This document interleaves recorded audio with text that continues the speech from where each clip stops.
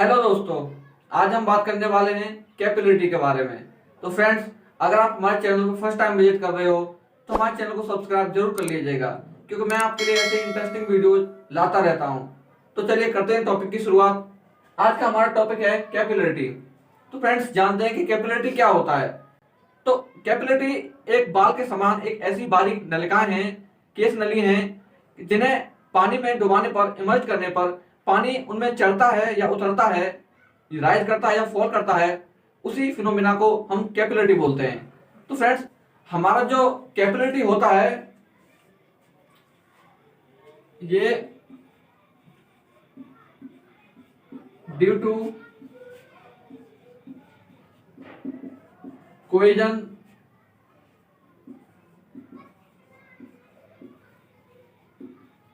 Addition और surface tension. तो friends, जैसा कि आप देख रहे हो कि हमारा जो कैपिलरिटी है वो कोहेजन, एडिशन या सरफेस टेंशन के कारण होता है। तो फ्रेंड्स, सरफेस टेंशन के बारे में हम लास्ट वीडियो में बात कर चुके हैं। आप डिस्क्रिप्शन में जाके उस वीडियो को देख सकते हो, मैं डिस्क्रिप्शन में डाल दूंगा। अब हम बात करते हैं कोहेजन और एडिशन के बारे में कि ये दोनों प्रॉपर्टीज क्या होती हैं। तो फ्रेंड्स, अगर हम बात करें कोहेजन की, तो कोहेजन किसी भी लिक्विड के, किसी भी फ्लूइड के समान मॉलिक्यूल्स के बीच लगने वाले फोर्स को हम कोहेजन बोलते हैं। और एडिशन किसी भी फ्लूइड के असमान मॉलिक्यूल्स के बीच लगने वाले फोर्स को हम एडिशन बोलते हैं। तो फ्रेंड्स, जैसे कि हम कोहेजन के बारे में देख सकते हो कि जैसे कि पानी की अगर दो बूंदों को एक पास रखा जाए, अगर उन्हें पास में लाया जाए वो तो जुड़ के एक हो जाती है, क्योंकि वाटर और वाटर, वो भी पानी की बूंद है, वो भी पानी की बूंद है, तो मॉलिक्यूल्स दोनों के समान हैं। तो एक दूसरे को खींचना, जो अट्रैक्शन हो रहा है उन दोनों के बीच में, उसे हम कोहेजन बोलते हैं। अगर हम बात करें इनके एग्जांपल्स की, तो फ्रेंड्स, जैसा कि आप देख रहे हो अपनी स्क्रीन पे कि ये चींटियां आपस में एक दूसरे से चिपक करके एक पुल सा बना रखा है इन्होंने, और ये एक दूसरे को क्रॉस करती हुई निकली हुई जा रही हैं। तो ये जो चींटियों ने पुल सा जो बना रखा है, जो आपस में एक दूसरे के हैंड पकड़ के इन्होंने पुल बना रखा है, तो इन चींटियों को आप समान मॉलिक्यूल्स मान सकते हो, सेम मॉलिक्यूल्स मान सकते हो कि उन्होंने एक दूसरे को पकड़ रखा है और पकड़ने की वजह से ये एक दूसरे से जुड़े हुए हैं। तो इसे हम बोल सकते हैं कि इनके बीच में कोहेजन जनरेट हो रहा है, कोहेजन फोर्स जनरेट हो रहा है, जिसकी वजह से एक दूसरे से जकड़े हुए हैं। एंड सेकंड, दूसरी तरफ जो लास्ट वाली चींटियां हैं, उन्होंने पत्ते को पकड़ रखा है उस पुल को बनाने के लिए। तो एक पत्ता एक अलग मॉलिक्यूल्स हो गया, एक चींटी एक अलग मॉलिक्यूल्स होगी, तो इन दोनों के बीच में जो लग रहा है उसे हम एडिटिव फोर्स बोल सकते हैं। तो आई होप ये आपको समझ आ रहा होगा। तो दोस्तों, अगर हम नेक्स्ट एग्जांपल देखें, तो आप अपनी स्क्रीन पर देख रहे हो कि हमारे पास दो कंटेनर हैं कांच के, जिनमें पानी भरा हुआ है। एक में हमने सैंड डाल रखी है, सैंड मतलब बालू, बालू को डाल दिया। एक तरफ हमने ऑयल डाल दिया, जो खाने वाला ऑयल होता है सरसों का, वो ऑयल डाल दिया। तो आप देख रहे हो कि पानी के कंटेनर में एक तरफ जहां बालू डाला है, बालू बॉटम में बैठ चुका है और ऑयल उसके ऊपर तैर रहा है। तो फ्रेंड्स, ये इसकी डेंसिटी के कारण है। अगर आप डेंसिटी नहीं जानते हो तो आप डिस्क्रिप्शन में जाके देख सकते हो, मैं उसका लिंक वीडियो के डिस्क्रिप्शन में डाल दूंगा।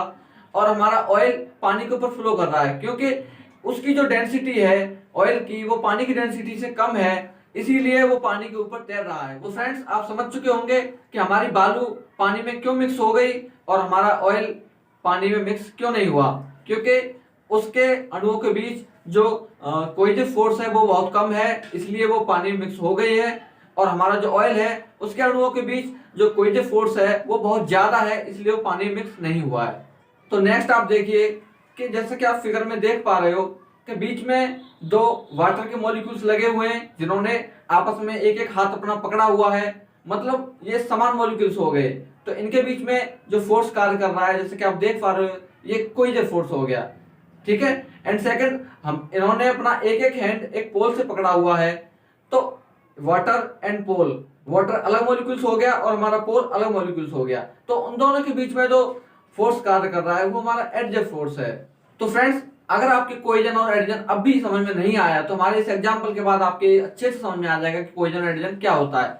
जैसे कि आप वीडियो में देख पा रहे हो कि एक कपल बैठा हुआ है, इनके बीच में, क्योंकि मैन और वुमेन दोनों ही एक डिफरेंट मॉलिक्यूल्स हैं, तो इनके बीच में जो फोर्स कार्य कर रहा है, जिसके मैंने बताया था कि डिफरेंट मॉलिक्यूल्स के बीच में हमेशा एडिशन होता है, तो इनके बीच में एडिशन वर्क कर रहा है, जिसकी वजह से ये एक दूसरे की तरफ अट्रैक्ट हो रहे हैं। जैसे कि अगर मैन मैन की तरफ अट्रैक्ट होता है तो वो हमारा कोइजन हो गया, वोमेन वोमेन की तरफ अट्रैक्ट होती है तो वो कोइजन हो गया। लेकिन हमारा मैन वोमेन की तरफ होता है, या मैन सॉरी वोमेन मैन की तरफ अट्रैक्ट होती है तो उसे हम एडिशन बोलते हैं। तो आई होप ये तो आपके अच्छे से समझ में आ ही गया होगा। अगर अब भी समझ में नहीं आया है तो आप इसे यहाँ से भी समझ सकते हैं। जैसे कि आप वीडियो में देख पा रहे हो कि एक मैन टेप से कार्टून को पैक कर रहा है। तो डियर फ्रेंड्स, ये हमारा कार्टून एक अदर मॉलिक्यूल्स हो गया और टेप हमारा एक अदर मॉलिक्यूल्स हो गया। तो ये इसको इतना मतलब एडिशन फोर्स लगा करके बनाया जाता है टेप को कि ये कार्टून से ऐसे ही चिपक जाता है कि तुम छुड़ाओगे तो कार्टून फट के आ जाएगा लेकिन टेप नहीं छूटेगा। इतना एडिशन फोर्स होता है। जैसे कि आप देख सकते हो कि आप फोटो में जैसे देख पा रहे हो कि एक लेडी है, उसके होठों पे लिपस्टिक लगा हुआ है। तो जैसे कोई सस्ता कंपनी का अगर आप लाओगे तो लगाओगे फिर छूट जाएगा, बह जाएगा बहुत जल्दी से। लेकिन एक अच्छी किसी कंपनी का होगा, लैक्मी वगैरह का होगा, तो वो जल्दी से नहीं छूटेगा। तो डियर फ्रेंड्स, आई होप आपके कोइजन और एडिशन अच्छे से समझ में आ चुका होगा। लेकिन अगर अब भी नहीं आया हो तो आप हमें कमेंट बॉक्स में जरूर बताएं। अब हम बात करते हैं कैपिलरी के बारे में।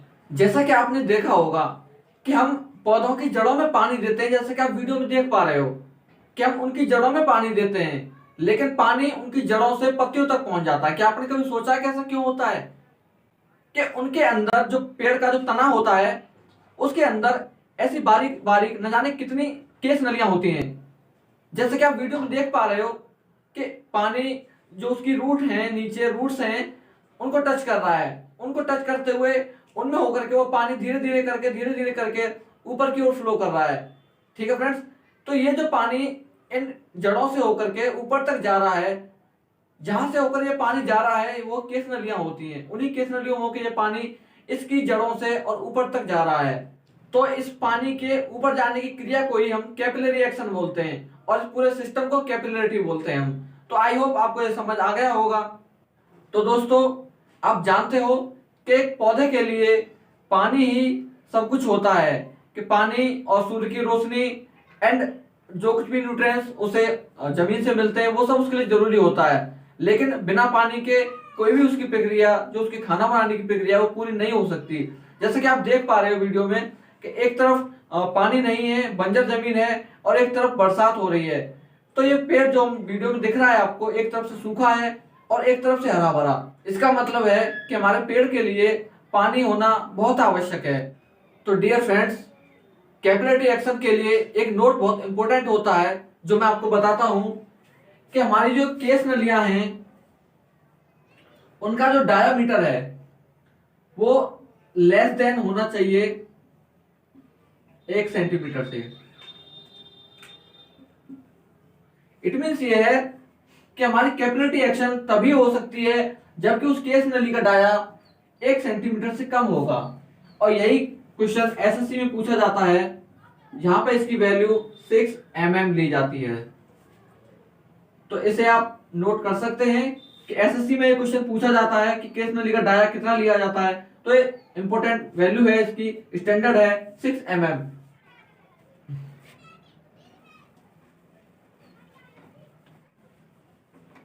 तो फ्रेंड्स, जैसे कि आप स्क्रीन पर देख पा रहे हो कि जो आपको फिगर में दिखाई दे रहा है कि हमारे पास एक ऐसा कंटेनर है, उसमें हमारी 3 केस नलियां पड़ी हुई हैं। ठीक है फ्रेंड्स,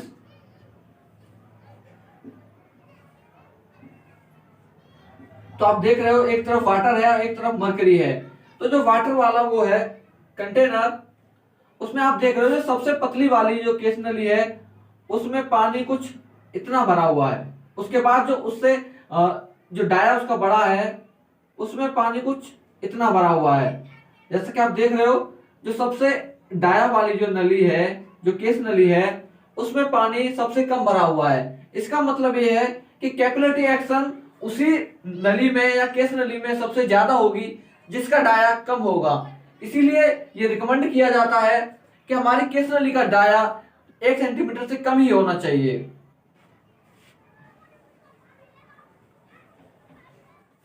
तो फ्रेंड्स, आगे हम बात करने वाले हैं कॉन्टैक्ट एंगल की एंड मेनिस्कस की।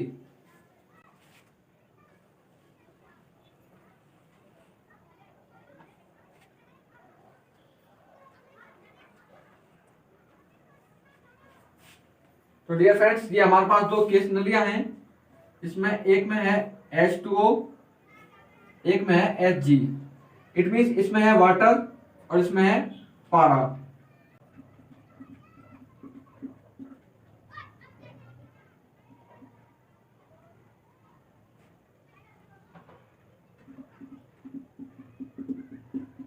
तो डियर फ्रेंड्स, ये जो आकृति बन रही है चांद जैसी यहाँ पे, इसी को बोलते हैं मिनिस्कस।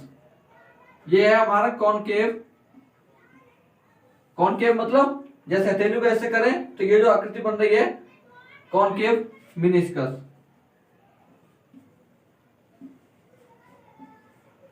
ये हमारा कॉनकेव मिनिस्कस हो गया और ये हमारा कॉन्वेक्स मिनिस्कस।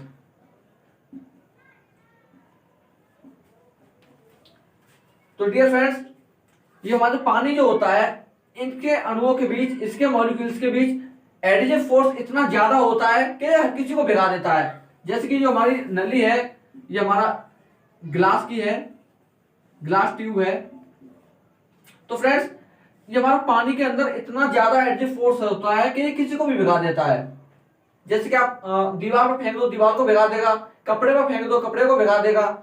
लेकिन जो हमारा पारा होता है, Hg, पारा जो होता है, इसके अणुओं के बीच जो कोलिजन फोर्स है वो इतना ज्यादा होता है कि किसी को भिगाता ही नहीं है, ये अपने आप में ही समेट रहता है। इसलिए आप देख रहे हो ना कि जैसे इसमें भरा तो ये जो कॉर्नर है इनसे नीचे भागने की कोशिश कर रहा है, मतलब अपने आप में सिमटने की कोशिश कर रहा है। इसे दुनिया से कोई मतलब ही नहीं है, इसे खाली अपने आप से मतलब है। ठीक है फ्रेंड्स, इसी को तो इसे हम कॉन्वेक्स मिनिस्कस बोलते हैं, इसे हम कॉनकेव मिनिस्कस बोलते हैं। तो अब हम बात करते हैं कि हमारा कांटेक्ट एंगल क्या होता है। तो फ्रेंड्स, कांटेक्ट एंगल जो भी इसकी अपर सरफेस होती है उसको टच करते हुए उसकी टेंजेंशियल हम एक लाइन ड्रॉ करते हैं, उसको ड्रॉ करते हुए जो एंगल निकलता है उसी को हम बोलते हैं कांटेक्ट एंगल।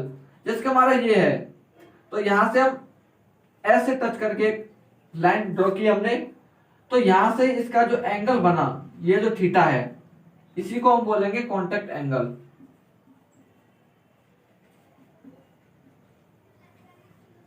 ठीक है फ्रेंड्स, यहां पे जैसे कि ये है, अब यहां पे हम ऐसे नहीं खींचेंगे, ये गलत हो जाएगा। अब इस पे हम ऐसे खींचेंगे। ठीक है फ्रेंड्स, तो यहां पे जो होगा ये इसका कांटेक्ट एंगल होगा।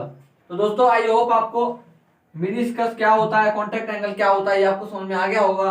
तो आगे हम बात करते हैं कि इसके लिए एक फॉर्मूला होता है।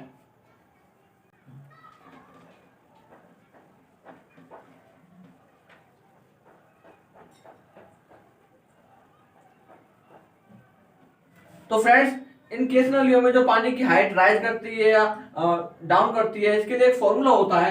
जो फॉर्मूला होता है H बराबर 4 सिग्मा कॉस थीटा अपॉन में रो जी डी। तो फ्रेंड्स, यहाँ पे सिग्मा हमारा सरफेस टेंशन है, कॉस थीटा हमारा कांटेक्ट एंगल है, रो हमारा डेंसिटी है, डेंसिटी के बारे में बता चुका हूं लास्ट वीडियो में, जी हमारी ग्रेविटी है और डी डाया ऑफ नली या डाया ऑफ जो केस नली है उसका डाया है। ठीक है फ्रेंड्स, तो आई होप आपको ये सारी चीजें समझ में आ गई हैं। इसे हम ऐसे भी लिख सकते हैं 4 सिग्मा कॉस थीटा अपॉन में रो जी। तो जैसे कि मैंने बताया था वेट डेंसिटी जब मैंने आपको पढ़ाया था, W बराबर रो जी होता है, तो इसे हम डब्ल्यू डी पी लिख सकते हैं। ठीक है फ्रेंड्स,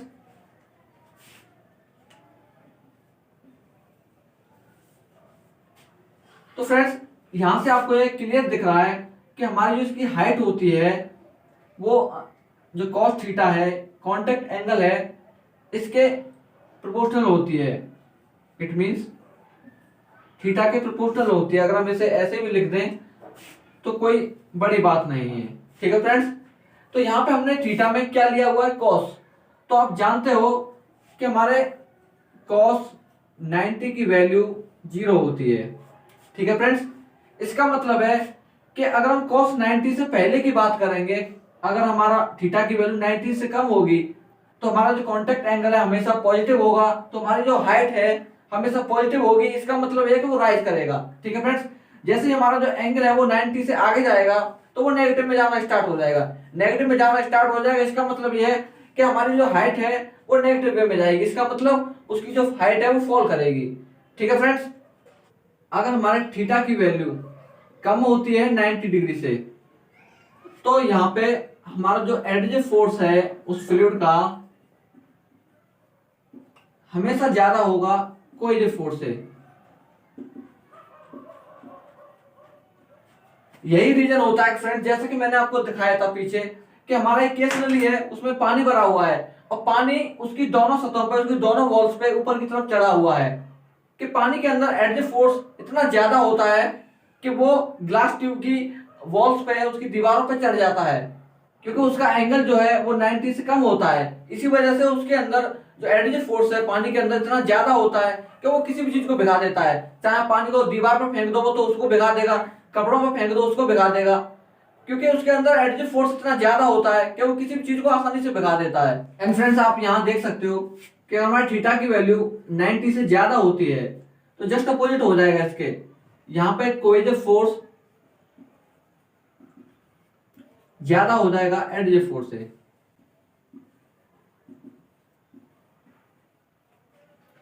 फ्रेंड्स, यहाँ पे थीटा की वैल्यू 90 से ज्यादा है तो यहाँ पे कोएजिव फोर्स की वैल्यू एडिटिव फोर्स से ज्यादा होगी।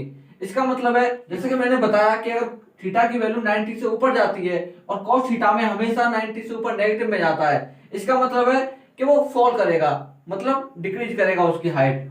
तो इसके लिए हम एग्जांपल मरकरी ले सकते हैं